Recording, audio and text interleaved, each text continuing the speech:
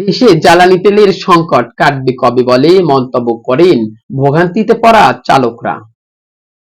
ইরানে ইসরায়েল ও যুক্তরাষ্ট্রের সংঘাত থামলেও বৈশ্বিক জ্বালানি তেলের সংকট সহসাই কাটছে না বলে আশঙ্কা করা হচ্ছে।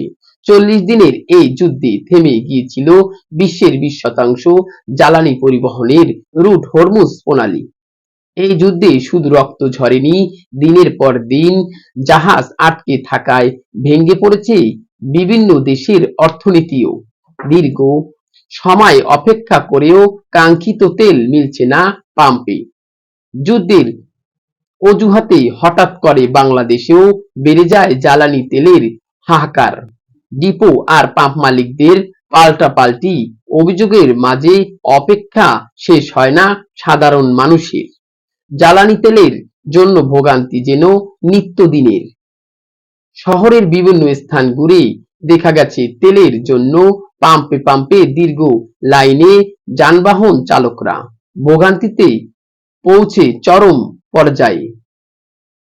শুধু বরিশাল বিভাগে নয়, দেশের বিভিন্ন জেলায় জ্বালানি তেল নিয়ে পাম্পগুলোতে দীর্ঘ লাইনে অপেক্ষা করতে হচ্ছে ঘন্টার পর ঘন্টা। শৃঙ্খলা ফেরাতে অ্যাপের মাধ্যমে রেজিস্ট্রেশন করে তেল সরবরাহ করা হচ্ছে। তবে পাম্প কর্তৃপক্ষের দাবি, পর্যাপ্ত তেল পাওয়ায় সরবরাহ সংকটের আশঙ্কা নেই।